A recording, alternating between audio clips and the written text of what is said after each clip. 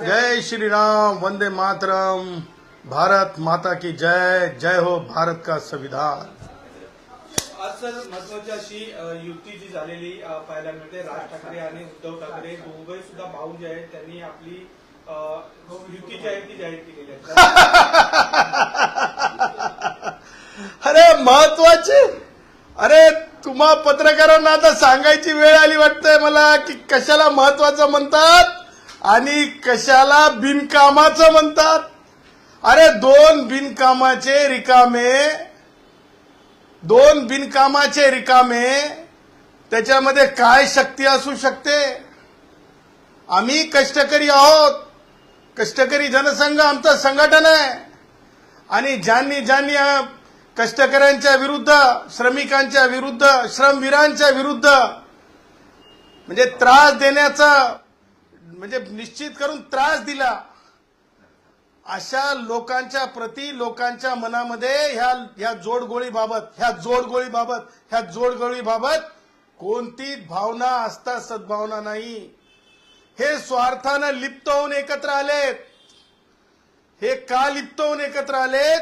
यांनी स्वतःची राजकीय अवकात मागे होऊ घातलेल्या स्थानिक स्वराज्य संस्थेच्या निवडणुकांमध्ये महाराष्ट्राने उघड्या डोळ्यांनी बघितली आहे।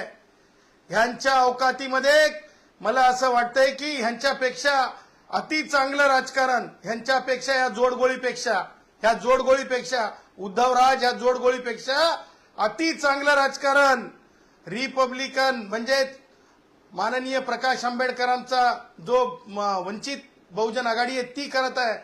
त्याच्यामुळं मला असं वाटतं उद्धव ठाकरे आणि राज ठाकरेंनी म्हणजे बालवाडीतलं राजकीय शिक्षण आता माननीय प्रकाश आंबेडकर साहेबांकडून घेणं आवश्यक आहे। आणि त्यामुळं मला असं म्हणायचं आहे की ह्या दोघांचंही कोणतंही अस्तित्व नसलेली माणसं, राजकीय अस्तित्व नसलेली माणसं एकत्रित आल्यामुळं काही होत नाही। आणि मला हे विचारायचं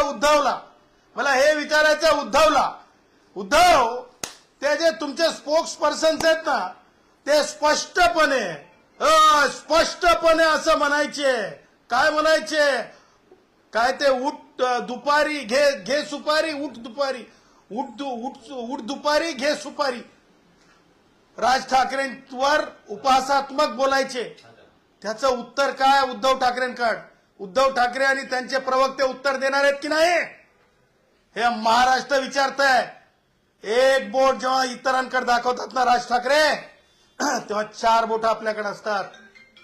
हे राज ठाकरेने लक्षात ठेवलं पाहिजे। आमचा हक्क आहे, आम्ही मतदार आहोत। कष्टकरी जनसंघाची कष्टकऱ्यांमध्ये